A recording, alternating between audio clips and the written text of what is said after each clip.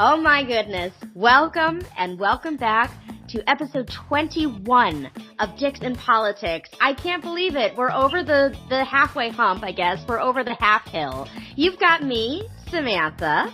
And FiFi DuBois. Aha! And joined, we also have Paige. Say hello, Paige. How you doing? Your podcast can officially drink now. Yes. Are you excited? Yeah. Well, actually, not gonna lie, what time is it? 3 o'clock? And I do have a small glass of wine in front of me. The only reason is because I just wrapped the very first solo episode of Game Over with the guys over there, and it was boozy. So I needed a little drink to calm down and hang out with my girls. But Paige, it's great to have you back. Thank you very much for joining us. And FiFi, can't believe you're here. So for those of you who do not know FiFi DuBois, she is an unbelievably talented drag queen that's based here in New York City. She is also 2018 winner of Miss Gay Western States America. Yes. And new to the pageant scene, I might add. So that new to Miss Gay America. I've done other pageants, but new to the kind of systemized pageant scene. Yeah. Got it. Well, a very well-deserved win. And we do have, so for people who are just tuning in, Dicks in Politics is really what's going on in the world from a millennial's point of view. Current events, world news, politics, movie, TV, film, so on and so forth. A few months ago when we first started, we gave birth to a show called When I Knew, and we thought it was going to be sort of a special offshoot of Dicks in Politics, but Paige was our first interviewee on When I Knew, and it got bazillions of downloads, so we decided to make it its own show, and luckily, we also just had FiFi on When I Knew, so if you haven't heard that episode yet, go check it out. FiFi talks all about, what it really takes to do drag, mentally, physically, financially, just everything. And it's a fun episode. And of course, it's hosted by Dana Powell from Modern Family. So FiFi. I hate hearing my own voice, and I actually really enjoyed it. So. I thought it was fantastic. So tell us, now that you are on this podcast, what has the response been so far? I haven't gotten a whole lot of retail. I really enjoyed the episode. Everyone that I know that's listened to it enjoyed it. But yeah, I'm excited. It's still fresh. It only happened a couple days ago, so I'm excited to see what responses I get from it more. For sure. Well, I think that we can take this opportunity to make a very, very special announcement. FiFi, would you like to make the announcement? Sure. So when I first recorded the episode, I was already really excited about doing podcasts. I had done one other ever, and I have decided to start my own podcast with Whatever You Say Productions. Yay! And it's going to be called FiFi's Funhouse. I can't wait. I'm sweating. Paige, are you sweating as well? I am. It might be a mix of. I don't sweat, I glisten, so. I love it. No, I mean, just a little dewy.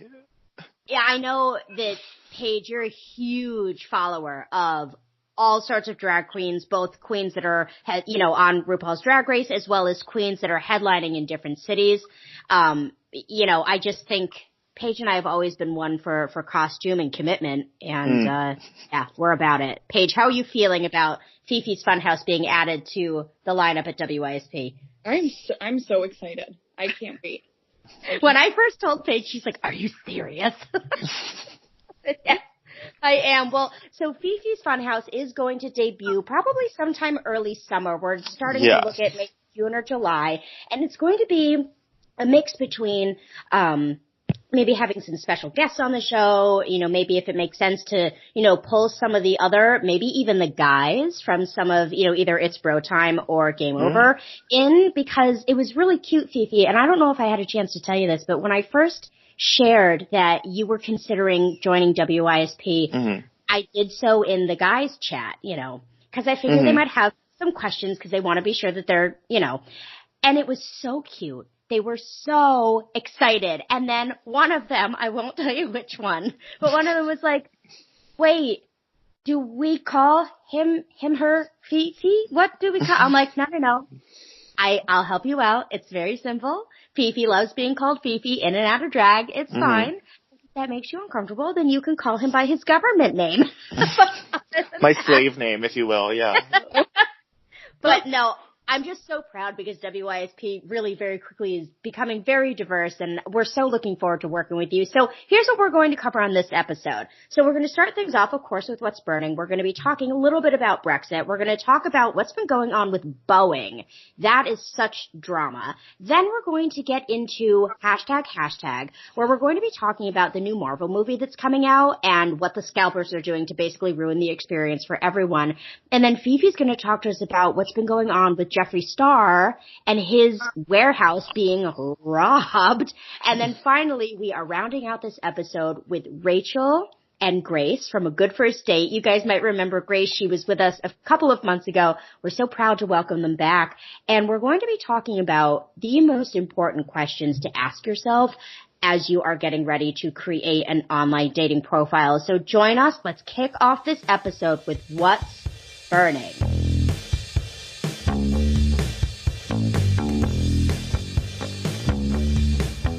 I feel very incomplete because we don't have Aurora with us this week. But Brexit, basically, if you guys have been keeping track, it's an absolute mess.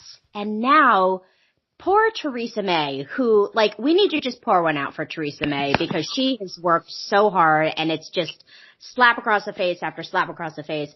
But she now has gone back and asked for another extension.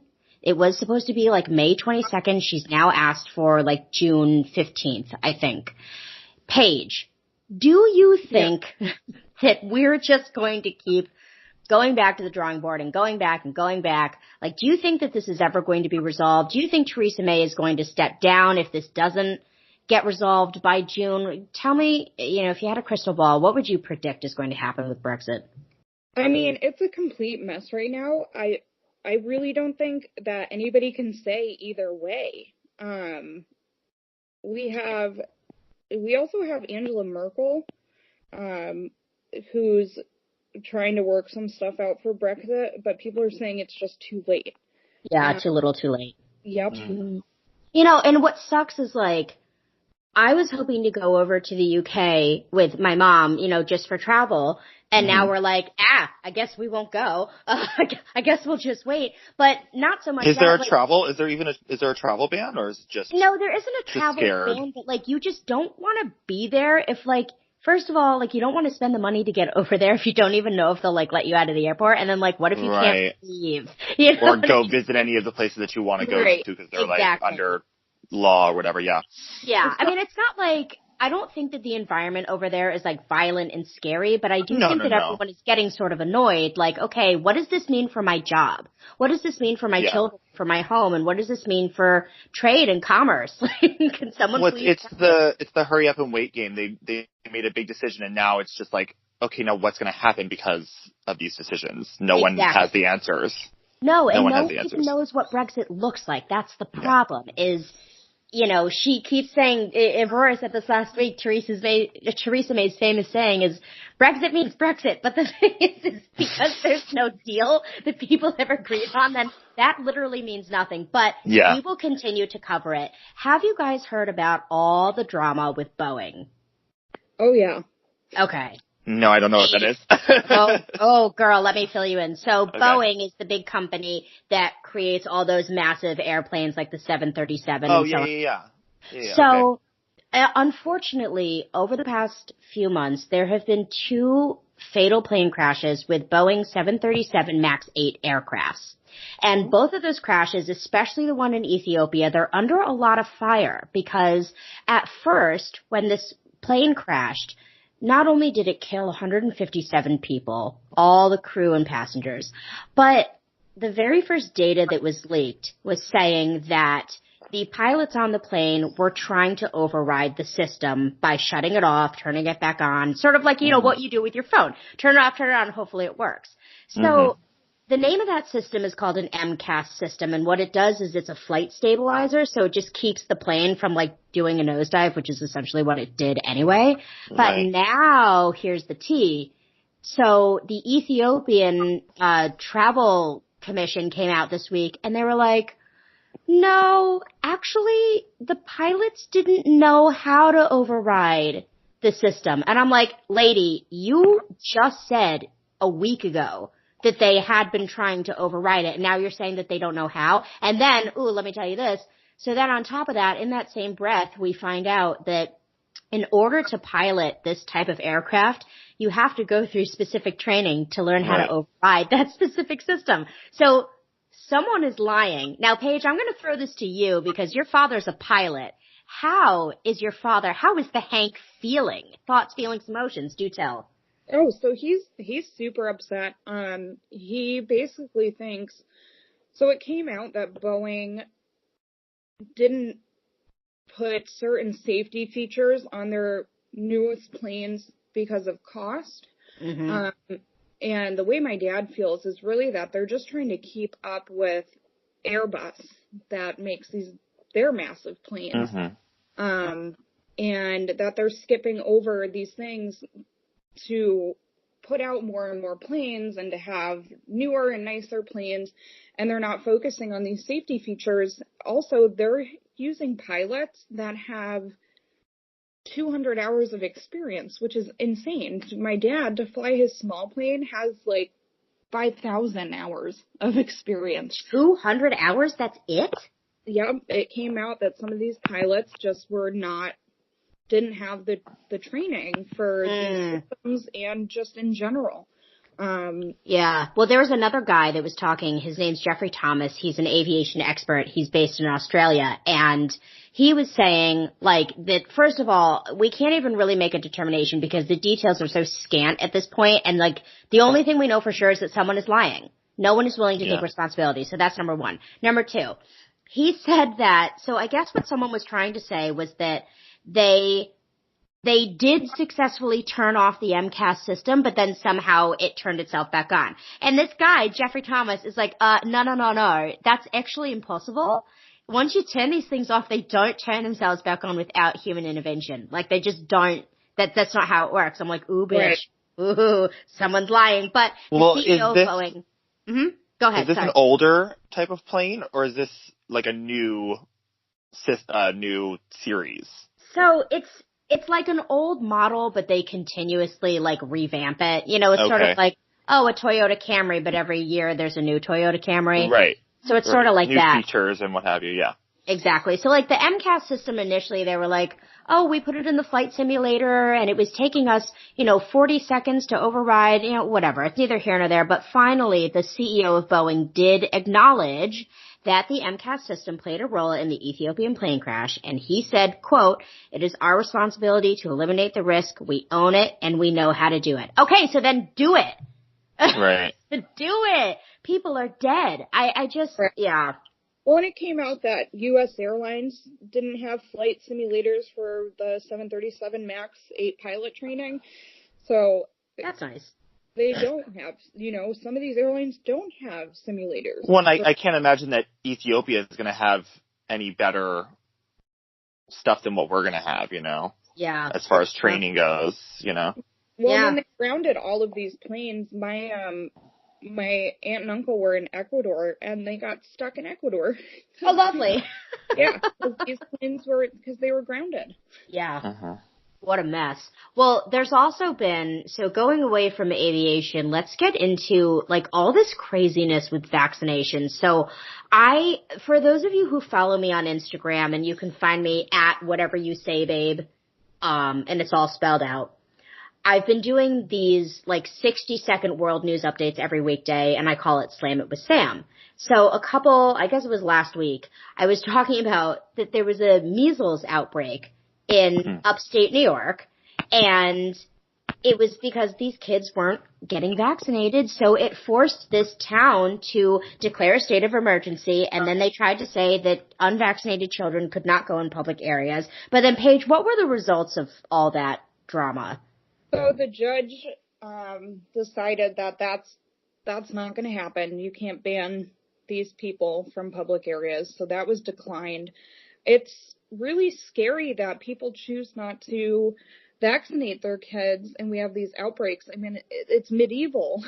Yeah. We've come so far, and kids are dying because of this. So yeah, and so are elderly people. FiFi, hold on, Paige, I'll ask you that in a second, but FiFi, did you know that, like, parents nowadays, when they have newborn babies, one of the things they vaccinate for is chickenpox? Did you know that? No. It's like a new thing they're doing. Did you have chickenpox as a kid? I definitely did. Yeah. Was it cute? No, but at the time, like, everybody got chickenpox. You hope that we all kind of got it around the same time. Exactly. So that it was done. Because then I know I had friends that didn't have chickenpox that then as teenagers ended up getting shingles. Lovely. Yeah. Oh, nice. Which is much worse. So I'd much rather have had chickenpox as a 7-year-old eating ice cream and putting pills in cheese like a dog, you know, to get me to eat it. Is that what you did? That's yes, they literally did. They would like put my pills in like ice cream too. They would like try to mix it into the ice cream so I would eat it. That's adorable. Literally like what they do to dogs. But no, I don't think. Yeah, it's miserable, but it's like you get a week off from school. It's really not that bad. You're itchy. You take an oatmeal bath. You eat ice cream. You take a nap, and like a week and a half later, you're fine. You put some chamomile on. Yeah, you go. Calamine, whatever that stuff's. Yeah. Yep. So Paige, you are actually not, and it's not by choice, unfortunately, but there's a couple things that you're not vaccinated against. Why don't you talk about that? Yeah, so, well, first, I've never had chickenpox. What? You haven't? Nope, my mom would that's so scary. Back had them. I just never got chickenpox. I am vaccinated against chickenpox, though. I am not vaccinated against measles, mumps, and rubella. It's your MMR shot that you get when you're little, and it's a series of shots that you get over time. Mm-hmm. And I had a reaction to the vaccination. I kept seizing, grand mal seizures. So I'm not vaccinated against it. And it's not by choice. It's just I had a weird reaction to it. Yeah. So it totally freaks me out that they're having these measles outbreaks and stuff. And yes, it's way back east, but it can happen anywhere. I could get measles. Yeah, well, if you go on an airplane, and you fly a lot, Paige, so it's like, I don't know, man. Like, look, I'm very much of the mind that parents need to do what they think is best for their children. I think that that's in terms of social engagement and education and, affection and opportunities and blah, blah, blah, blah, blah. However, I do think that it is irresponsible to not really look into vaccinating your children because you are putting other people at risk. We have come so far in terms of disease prevention and control, and to have it sort of set itself back now is really, really scary, and it's not fair. That's, and that's all I will say. So why don't we get in? Oh no, FiFi, go ahead. Sorry. There was, a couple years ago, this was when bird flu was a big thing. There was a news story that I saw. This was the regular flu vaccination that this woman had got. But it was around the same time as bird flu. So of course they pushed it to the front of the headlines. And this woman had gotten a vaccination and it like wrecked her, like almost turned her into a vegetable. Oh my God. It was like a 1 in a million, happening. Mm-hmm. But I also, when news stories like that are getting a ton of media attention, I can understand why people are afraid of vaccinations. Sure. I can too.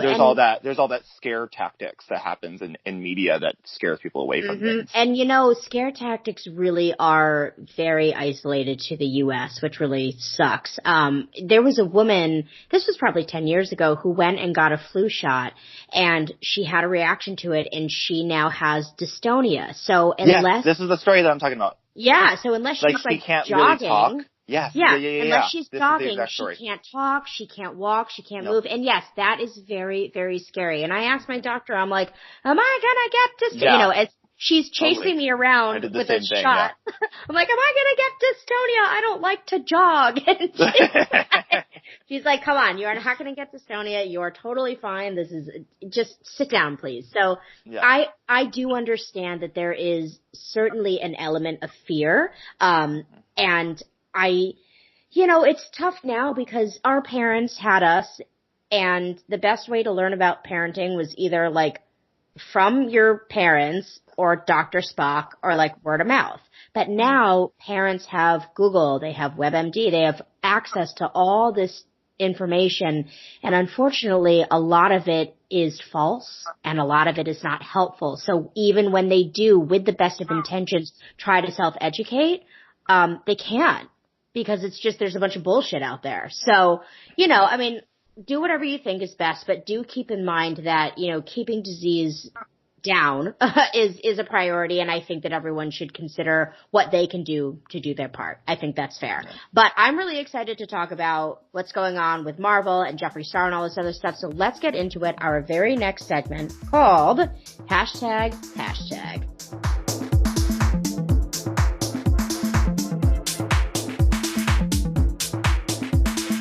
Marvel is coming out with Endgame, which is easily one of the most anticipated films of, I'd say, our lifetime. I'll go as far as to say that. Have you guys heard that there's scalpers, so basically assholes that are buying tickets at any theater they can buy tickets from so that they can resell them for thousands of dollars? Did you hear about that? Yeah, I've heard about that. Is that happening? Well, how are they getting thousands of dollars for? Is it for the premiere or? It's just for like the first week in general. Yeah. That's ridiculous. Who would be? I think, yeah, they're assholes for selling them at that price, but I also think you're an idiot to spend that much money to go see right? any type of movie. Like, I completely agree, but I think you got to be a sucker to even consider buying that, unless I'm going to sit next to Chris Pratt himself while he holds my hand while I watch Endgame. I'm not paying thousands of dollars. Exactly. If I can go sit in between Chris Evans and Chris Pine, while what's his face? A menage a trois of all the Chris's would be great. Right? For $2,000. Stares lovingly into my eyes and tells me I'm beautiful. Then yeah, of course, I'll give you a couple $1,000s. But if that's not going to happen, I'm not going to pay those prices. No. It only takes one person to just ruin it for everybody else. And I hate that. And I know they do this for concerts, for Taylor Swift concerts and blah, blah, blah. Right. And I remember didn't Taylor do something a few years ago where she started to put all her tickets through this sort of weird channel and they were more expensive, but it meant that it was harder for scalpers to get them. Do you guys remember that? I don't, but I believe it. I think. But at the same time, scalping for a live event makes a lot more sense to me than scalping for a movie. Film. For a movie, it's That's insane. So crazy. I agree. Totally crazy.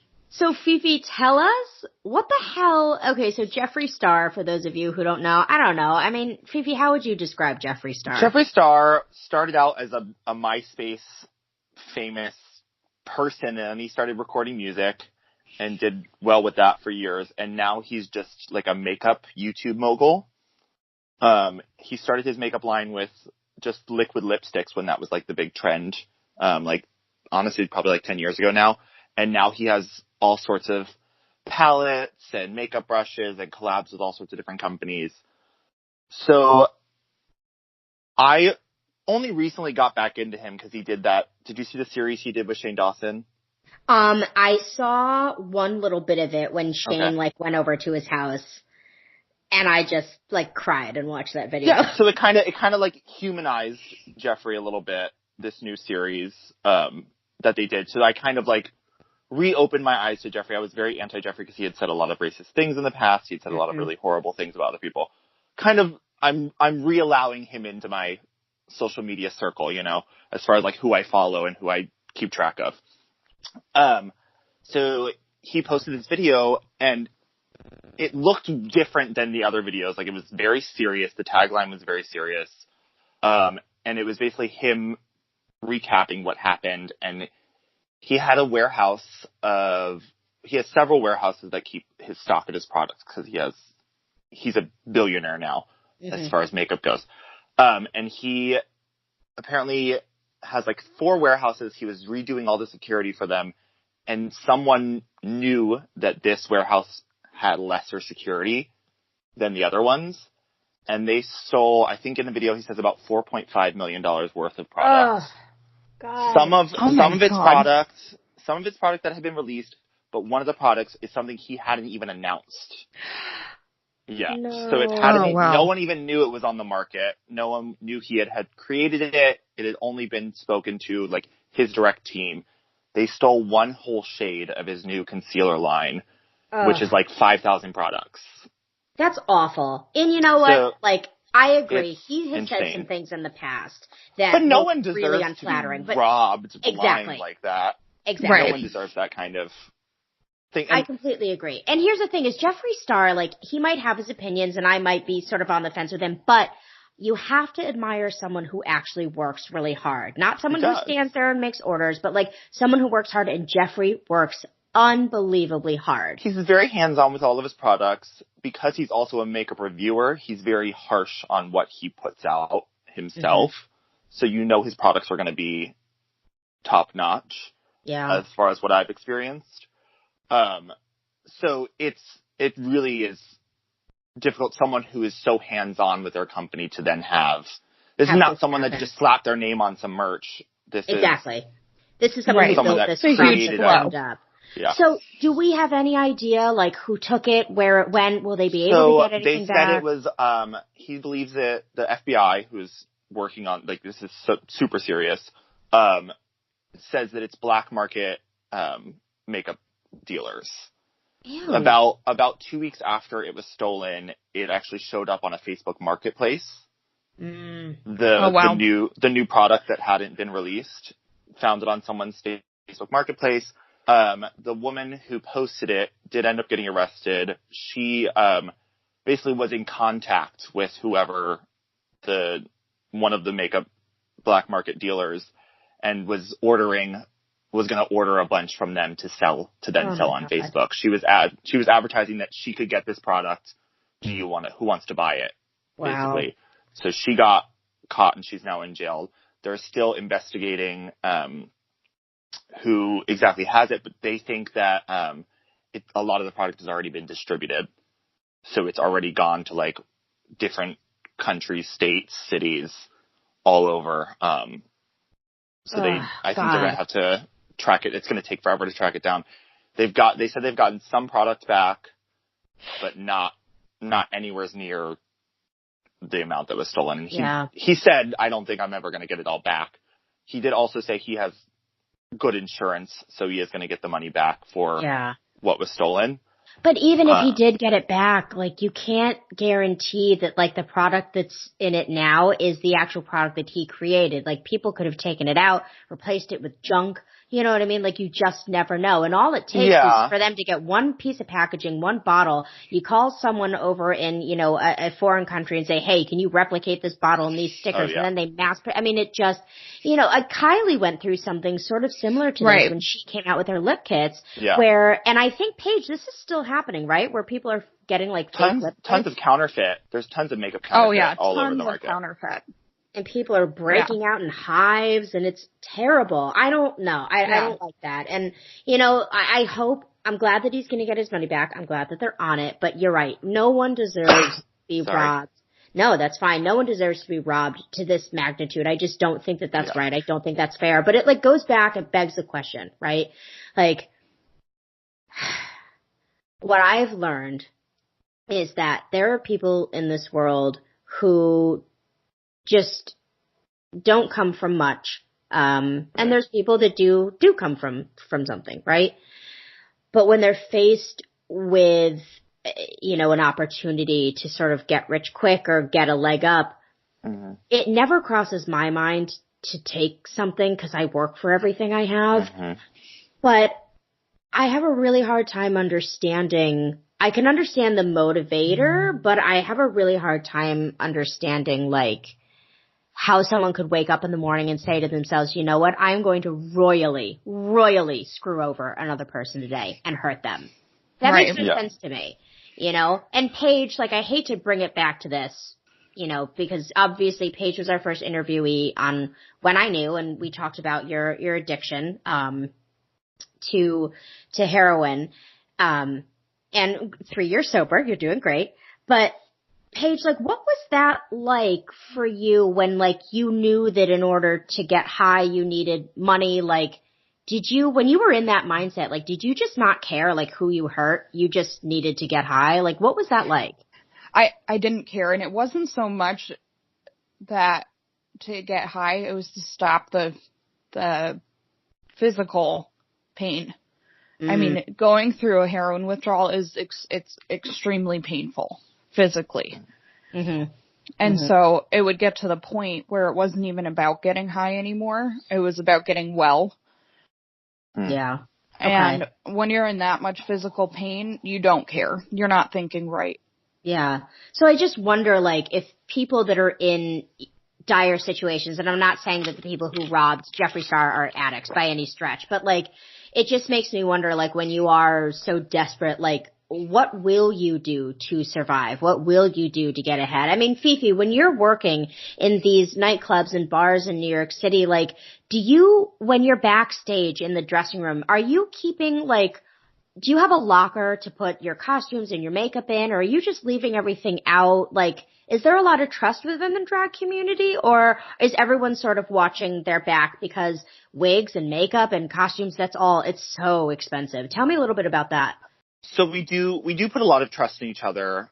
A lot of venues in New York City don't really have lockers. I know in other states that I visited, they do. Like in Dallas, Texas, some of the venues there have, like, you get your own, like, cubby or, like, little small boudoir for all your costumes and things. And those typically have locks on them. But, like, I've seen video footage from dressing rooms of drag queens stealing from other drag queens where, like, they do that age-old trick where they act like they're too drunk and they're real sleepy. They wait till everybody leaves the dressing room, and then they go around and rob everybody's tips or everybody's costumes or wigs. Yeah. It's a real thing. I've seen it on camera happen to drag queens that I know. I don't know. I actually do think I had something stolen from me once, but it wasn't necessarily it was partially my fault that I left it there. And then when I went back for it, it was gone. Kind of thing. Cause then I asked, I was like, oh, does anybody have this costume? They're like, no. And I'm like, well, I didn't take it anyplace else. Like, the only place it could have been was in this dressing room. So someone did steal it, but. That sucks. So then what would they even do with it? Would they take it apart and just sort of piecemeal it into other pieces that they have? Or would they be dumb enough to just put it back on as is? Well, so I've heard stories of other people having their stuff stolen or, mopped or whatever, and then worn other places and have pictures taken in them, and then they confront that person. But they must, like, sometimes take them apart or sell them to other people. I don't know, because I've had things stolen, or I've seen people get things stolen, and then it never resurfaced. Ugh. So that makes me angry.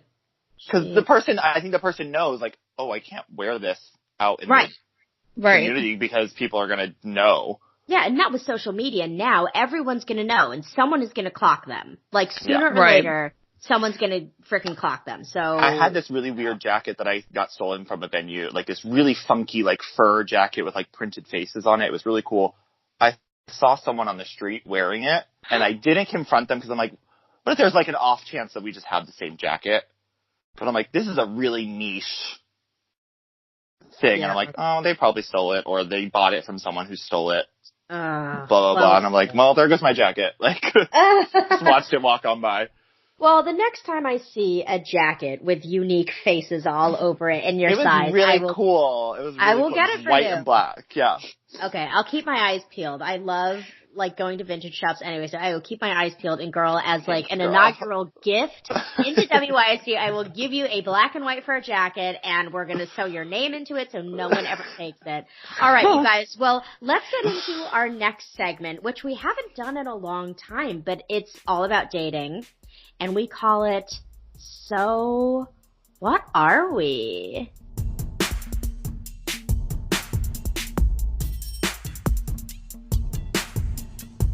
It's like Groundhog Day, but in the best way possible, because I am so excited to share with you that Grace from A Good First Date is back with us again, and this time she brought her colleague Rachel with her. Hello, girls.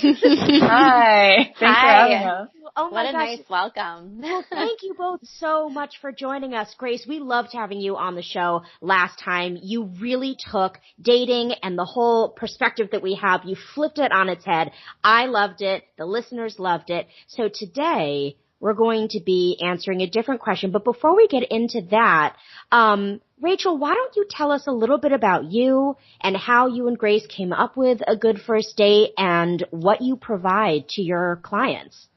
Yeah, absolutely. So my background is as a licensed psychotherapist, and so I've worked with people just on any kind of goals that they've had, and, I really have a good understanding of the psychological, backdrop of relationships and dating. And Grace and I met in our time working together as matchmakers, and we reconvened, in October of 2018, and we really wanted to, take a look at this dating situation, this modern dating situation, and really figure out how to help people succeed at their goals. And so part of what we've been really focused on is helping people embrace their authentic selves and show up as themselves and really humanize this whole kind of process that can feel really difficult and inorganic for people. For sure. I love it. You guys, you're taking a place in the marketplace that I think was sort of lacking before. It always was sort of like, oh, well, you have to fit this mold and you have to be this kind of person. If you're not, then you're never going to find anyone. Or I can't say anything bad about it. But the point is, I think it's 2019. The best thing that we can do is show up as ourselves and put our best feet forward. But for a lot of people, it's easier said than done. You get sort of society beating down on us, and then there's, relationships with your family and your friends that can sometimes warp your perception of your worth and what you're really looking for. So I love that you're all about just pushing that to the side and really saying, okay, this is about you, and what do you want? So my question for you both today is, what is the most important question to ask yourself before you start creating a profile for yourself for online dating? Grace, I will start with you. Yeah, it's a great question. I mean, I think online dating is now becoming very commonplace. And so whereas before there was more of a stigma around meeting a partner online, now it's almost like a surprise if you met them in real life. And so we're working with a lot of people that are coming to online dating for the first time and really want to create this profile and get on there. But I think, the most important thing for someone to do is to not just dive in and throw a few pictures up and see what happens, because I think that's when the real disasters happen. So really the number one question that you should ask yourself before you get online is, who are you trying to meet? What is important to you in a relationship? And also, what's important to express about oneself online? So you really have to kind of pause and think about the fundamental questions around your ideal relationship, your ideal partner, and also what you need from those two things. And then from there, we start building a profile. There you go. I love that. Rachel, how about you? What's the question that you think everyone should ask themselves before they create a profile? Yeah, I mean, I think that I completely agree with Grace's answer. And just to build on that a little bit, I would say knowing part of it is pausing and really taking a second to know what you're going to be really tempted to swipe on and how you're going to stick to your own swiping rules. So we're really big on developing your own kind of playbook or roadmap to dating. And so a big part of that is, the question to really ask yourself is how am I going to swipe on people?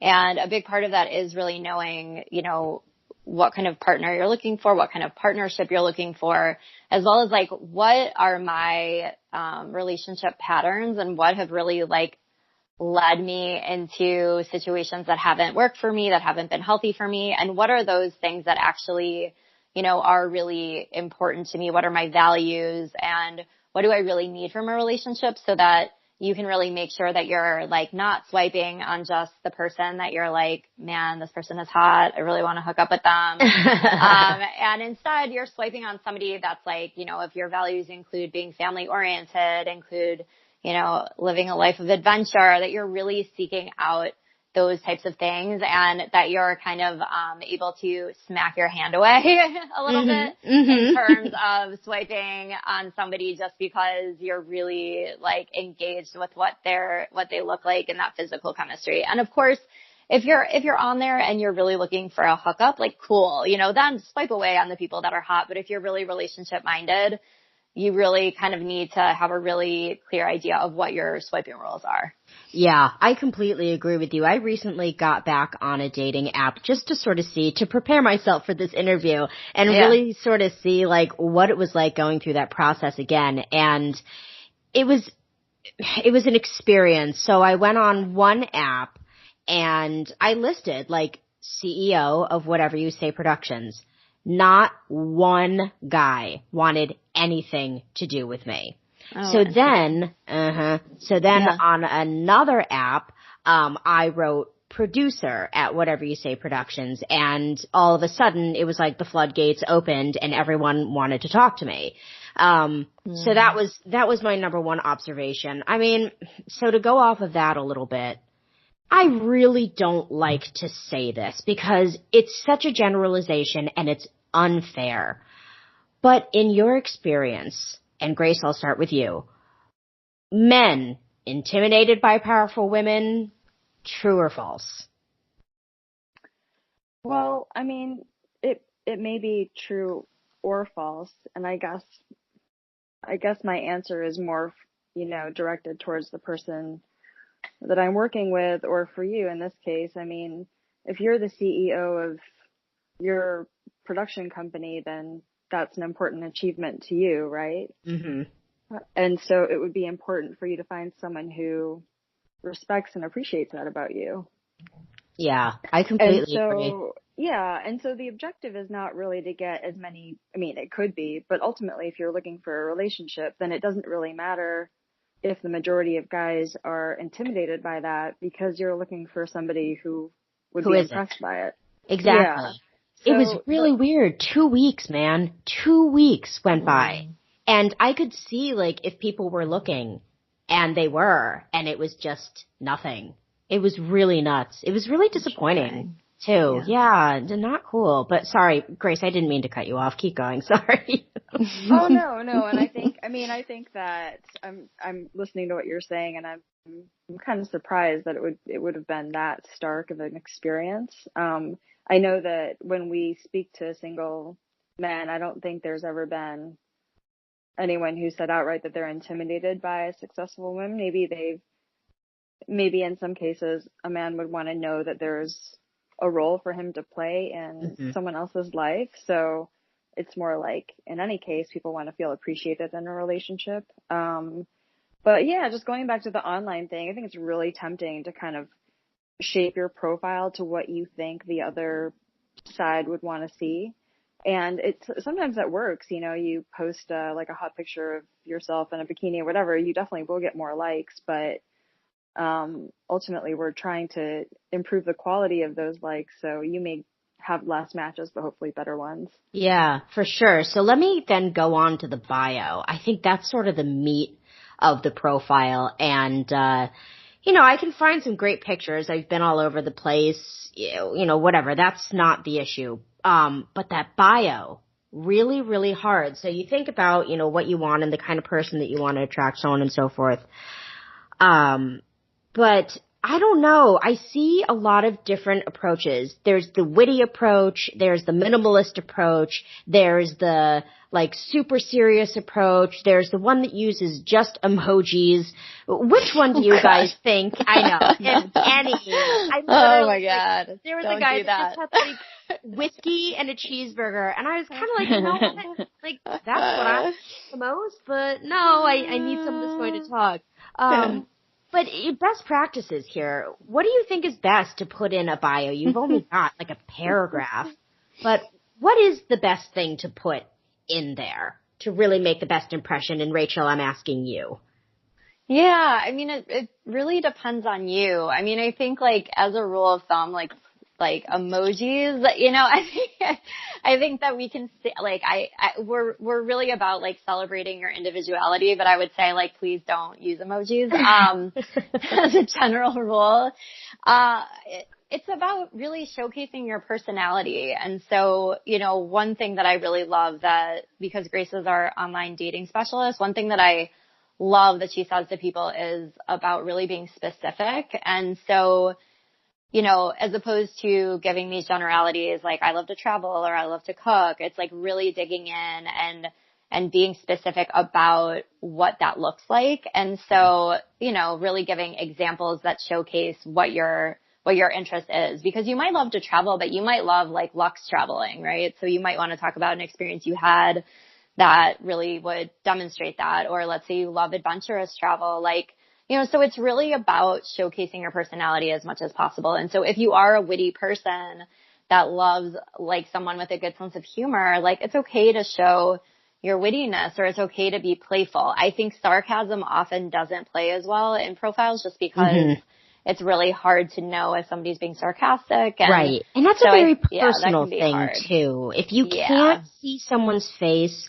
or get a feel for their tonality, sarcasm can be really tough. Unless you're directly like quoting like a movie quote that everyone knows, then it's, haha, that's great. But other than that, I'm not sure. I have a question for you. Few guys that I came swiping across, like, purposely posted, quite frankly, some of the most unflattering photos of themselves. They're either like mid-sentence and they've got a beer spilling out of their hand, or they're like, I don't know, like jumping off a rock or something with a stick in their hand. Like but then you open their bio and it's like senior vice president at BNP or something like that. Oh my God. What do you guys think that's all about? Do you think that it's a defense mechanism? Do you think they're just trying to lighten the mood? Or, my question, do you think they're not really taking this seriously? Grace, what do you think when you see things like that? I mean, as much as we try to make our clients' profiles really great, I also ask them to be very forgiving when they're looking at other people's profiles, because it's really hard to make a profile. And so those profile pictures that you described are pretty common. I think you might have left out the gym. Oh yeah, the gym. And I just think that people don't know what to show about themselves and what to say about themselves, and so they kind of just revert to the mean or the norm, which is like, okay, well, I look hot in this picture, or like, I'm having somebody. I like to party. Like the shows that I've got friends and whatever. But I don't know. I think that's why in some cases it's kind of important to, like, if there's one picture that's really throwing you off, but the rest of them are okay, then it may be okay for you just to like give that guy the benefit of a doubt, because it is really hard to choose. But I think that, like one person we met had a lot of gym I'm strong pictures. And it was just, he was kind of like, well, this is just like what women like, No. And he was just like the nicest. He was like a nice guy, like really smart, great career, wants to get married.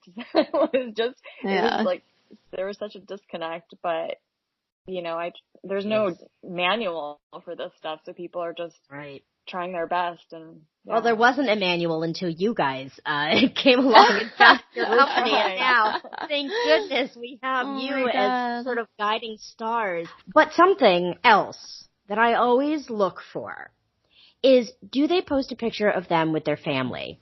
I love seeing, even if it's like a funny Christmas card from 18 years ago, that to me demonstrates that, like, they love their family, they're close to their family, it's a big part of who they are. Am I getting that right, Rachel? That's what that means? Or are they like, this is nice? No, I mean, I think here's the thing is, like, we are programmed to kind of be assessing these profiles based on our own experiences and our own frame of reference. And so it's really likely, I would guess that, like, family is really important to you, and that might be a really core value for you is like, you know, kind of checking that out, right? Like, is it as important to them as it is to you? Yeah. And I think, you know, it's one of those things where I think it's great to look for that. And I think it's really great for people to include those family photos when, you know, family is part of their core values. And I also think part of what happens is that we assume that the profile is almost like the profile is a summation of who they are and their most important attributes, right? And so it could be someone who maybe they're a waiter and they're writing their novel in their spare time, or they're starting a startup and they don't want to, you know, they don't care enough to say it, or they don't want to write it, or maybe they didn't include a picture of their family because a lot of people that we talk to, they think that they're very insecure about the photos that they choose. And so they're only posting the ones where they think they actually look attractive. And so it's one of those things where I think it's great that you're looking for that, because that really shows that you're trying to screen and assess for what is important to you. And you know, and that is really important. And I think, you know, looking for those things and then looking for cues maybe in their bios, or even if you're like intrigued by some of their profile, even just asking questions to get a feel for like what they did the last weekend, or whether they spend time with their family or whatever it is, not in a way where you're giving them an interrogation, but getting that information up front is going to be really important for you. And unfortunately, it's like, because there isn't, I mean, hopefully we will be able to like, you know, create a memo for everybody to follow, or some kind of like guidebook, like a pocket-sized guidebook, you know, but I think until everybody is using the same rules in terms of creating their profiles, it's a little bit of a crapshoot, unfortunately. Yeah, for sure. My last question for you guys is this. The gentlemen who decide to add in a picture of them with a niece or a nephew, some sort of a baby under the age of 3, I mean, but then they say so they have this adorable picture, and in their bio, it's like, not my kid. Okay, fine, dude, chill. But then like way down below, it says like, doesn't have kids, doesn't want to. What? Why are you showing me how cute you look with this squishy little baby? Oh my gosh, I love it. But you don't want to be a dad. Oh my God, men of New York City, please help me understand. I mean, Grace, what do you think that's all about? Is that just a way to get the ladies' hearts to melt and think, oh, well, maybe I could change his mind. He's already holding a baby in this picture. What do you think it is? Yeah, it's clickbait. Gross. I mean, if your ovaries like throbbing. Yep. a little baby, and then you say you don't want to have babies, whatever. Yeah. I can't. Too late. Jeez Louise. So, all right. Funny. I really like, okay, I know that I said that was my last question, but I lied. I have one more question. I love it. This is an encore question. So, we talked a little bit about like a timeline, right, Grace? We had this conversation last time where it's like, you know, how long into a relationship, you know, can you make it official, and how long can we say I love you, blah, blah, blah, blah. Yeah. But when it comes to sort of kickstarting dating, right, and you're making an online profile and whatever, what have you guys seen is sort of the typical timeline for kind of, you know, version 1, version 2, version 3, finally getting your profile to a place that you're happy with it, and then meeting someone and actually having a good first date? Does it vary?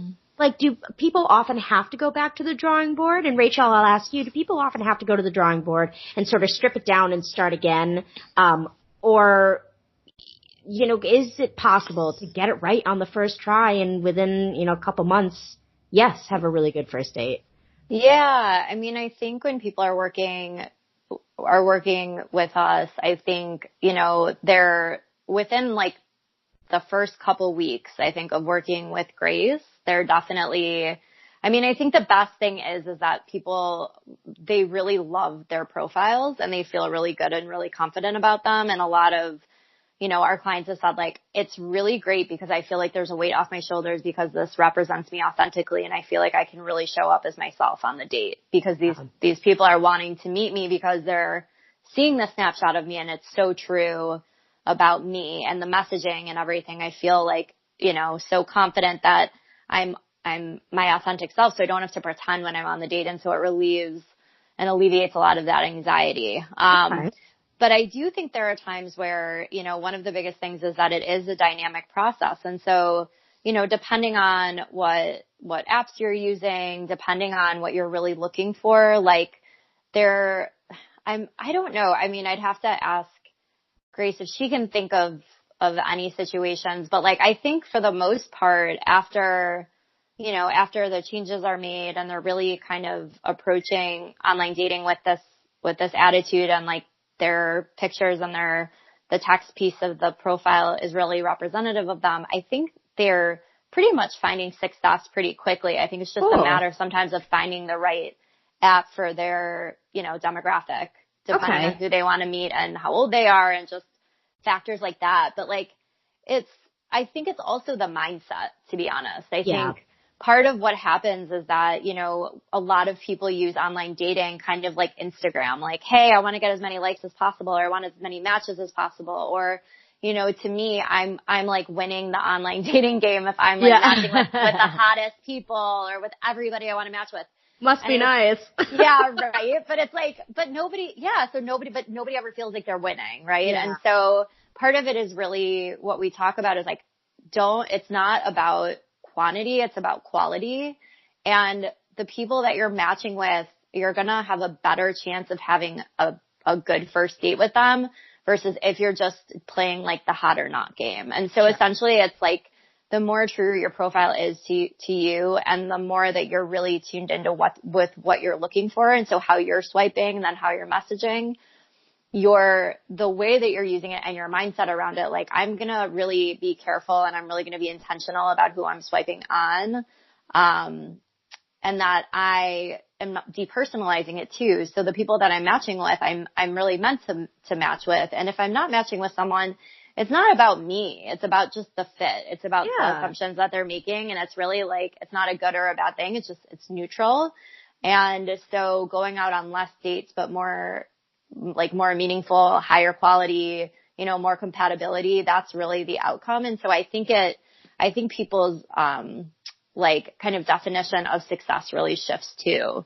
So I think people feel really good because their profiles look different, the way their messaging is different, and the way they're thinking and the way they're relating to the app and to their, you know, to online dating in general feels different. So I think it's just, they get on a good first date, usually pretty quickly. Okay. All right. Well, but within a month, I would say. Yeah. Cool. Yeah. So there is no like sweet spot for like a certain age that's, you know, better than the next, or a certain timeline or anything like that. But the best thing you can do, I think what I'm taking from this is just be yourself, really think about it, and then know that if Prince Charming doesn't, or like if Cinderella, whomever, like doesn't come along instantly, it's not because you suck. It's not because you're a jerk or you're unworthy. It's just, you know, maybe you need to tweak your messaging or tweak a couple photos, or just be patient because it'll happen eventually. We can't worry about it too much. But anyways, well, thank you both so much for joining me for this episode. I'm so thrilled that I could have both of you on the show. I appreciate it, and we hope to welcome you back very, very soon. Great. Thank you. All right. Thanks. Thank you for listening to Dicks and Politics. Digestible and unfiltered content about men, money, and moments. New episodes every Wednesday. Don't forget to subscribe.